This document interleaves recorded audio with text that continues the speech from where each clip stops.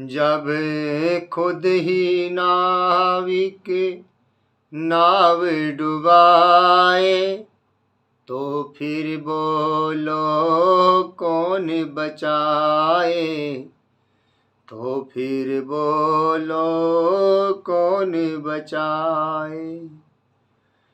जब खुद ही नाविक नाव डुबाए, तो फिर बोलो कौन बचाए, तो फिर बोलो कौन बचाए, तो फिर बोलो कौन बचाए। पहला अंतरा। जिसने सूखी बंजर भू पर परिश्रम करके बीज उगाया, जिसने पालन में रत रह कर नित ही निज का स्वेद बहाया। स्वेद कहते हैं पसीने को। जिसने सूखी बंजर भू पर परिश्रम करके बीज उगाया, जिसने पालन में रत रह कर नित ही निज का स्वेद बहाया, जिसके अनथक प्रयासों से बीज ने वृक्ष का रूप है पाया, जिसके अरमानों के कारण बीज के ऊपर है फल आया, जिसके अरमानों के कारण बीज के ऊपर है फल आया। कहीं किसी कारण से भी वह, कहीं किसी कारण से भी वह किसान ही उसको काट गिराए, तो फिर बोलो कौन बचाए, तो फिर बोलो कौन बचाए। जब खुद ही नाविक नाव डुबाए, तो फिर बोलो कौन बचाए, तो फिर बोलो कौन बचाए। दूसरा पद।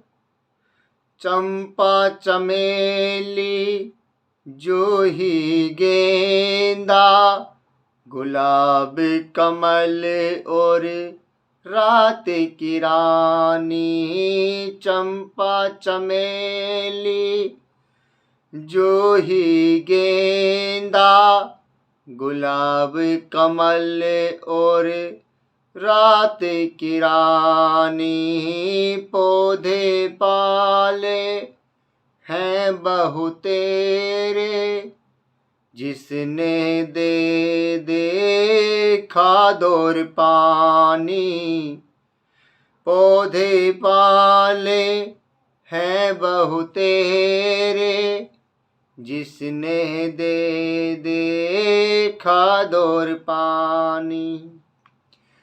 पतझड़ के भी क्षण झोंकों से, जिसने हार तनिक ना मानी।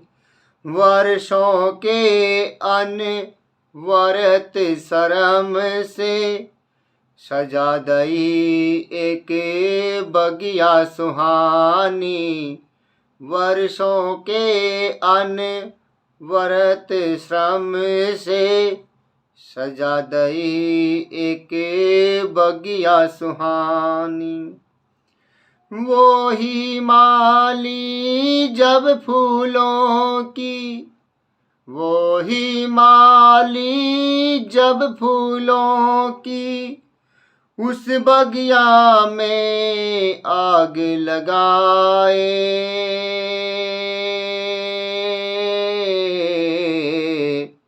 तो फिर बोलो कौन बचाए, तो फिर बोलो कौन बचाए। तीसरा पद, माता के संग नन्हा बालक कोई मेला देखने जाए। सारे मेले में जो उसके एक खिलौना मन को भाए। माता के संग नन्हा बालक कोई मेला देखने जाए। सारे मेले में जो उसके एक खिलौना मन को भाए। उसको पाने की जिद करके अपने अमूल्य आंसू बहाए। उसको पाने की जिद करके अपने अमूल्य आंसू बहाए। मात गरीबनी द्रवित होकर खिलौना उसको जो दिलवाए। मात गरीबनी द्रवित होकर खिलौना उसको जो दिलवाए। वो ही बालक जब क्रोधित हो, वो ही बालक जब क्रोधित हो, उसे तोड़ने पर आ जाए। तो फिर बोलो कौन बचाए, तो फिर बोलो कौन बचाए। और जिसके लिए सारी कविता लिखी, उस पूरी कविता का सारांश ये अंतिम पद कि हम सब खिलौने हैं और टूटना बनना हमारी नियति है। यही खेल है जग में देखो, हर प्राणी को दुखी बनाता। यही खेल है जग में देखो, हर प्राणी को दुखी बनाता। पहले खुद ही ख्वाब सजा कर खुद ही खुद फिर उनको मिटाता।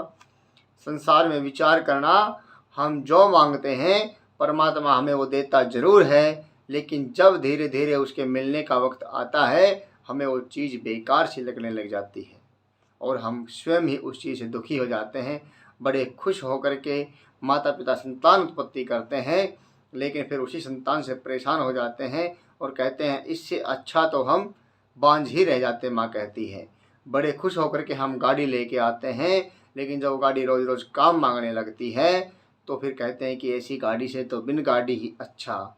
हम जहाँ जहाँ जो जो कुछ मांगते हैं फिर उसी चीज़ से हम स्वयं दुखी हो जाते हैं। यही हमारे दुखों का मूल कारण है। जो योगी होता है, जो सन्यासी होता है, जो विवेकी पुरुष होता है, वो सोच विचार के और पहले ही अपनी वो वस्तु मांगता है जिसे उसमें संतोष होता है, सुख मिलता है, शांति मिलती है, शाश्वत सुख मिलता है, ऐसी वस्तु को प्राप्त करता है। और जो हमारी तरह से अविवेकी जन हैं, जो सामान्य पुरुष हैं, वो तुरंत जो कुछ चाहिए होता है उसको मांगते हैं। जब वो मिल जाता है तो उससे ही दुखी होकर के, क्योंकि उस समय उनकी ज़रूरत, जब वो मिलने का वक्त आता है तब उसकी ज़रूरत रह नहीं जाती है और फिर वो उससे परेशान होते हैं। यही दुखों का मूल कारण है।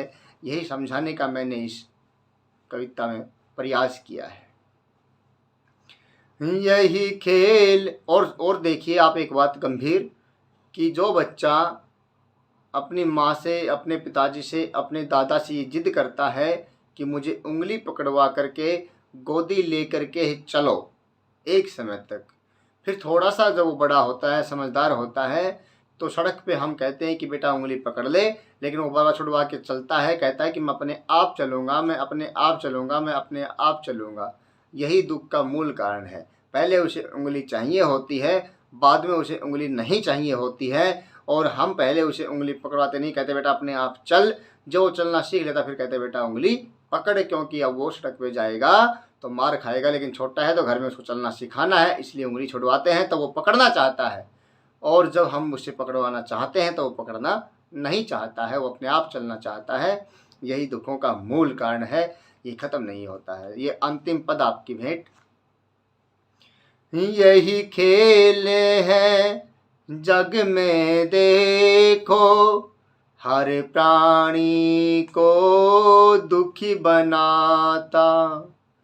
पहले खुद ही ख्वाब सजा कर, खुद ही खुद है उनको मिटाता। जो मांगे वो जब मिल जाता, उसको पा करे फिर पछताता। स्वयं का दोष ना जीव देखता, एक दूजे पर दोष लगाता। स्वयं का दुख ना जीव देखता, एक दूजे पर दोष लगाता। खोद के गड्ढा दूजे खातिर, खोद के गड्ढा दूजे खातिर, उसमें आप ही जो गिर जाए, तो फिर बोलो कौन बचाए, तो फिर बोलो कौन बचाए। जब खुद ही नाविक नाव डुबाए, तो फिर बोलो कौन बचाए, तो फिर बोलो कौन बचाए। अगर आपको ये वीडियो पसंद आई तो आप हमारे चैनल को सब्सक्राइब करें और इस वीडियो को ज़्यादा से ज़्यादा शेयर करें। अपनी प्रतिक्रिया कमेंट बॉक्स में अवश्य लिखें। जय हिंद, जय भारत।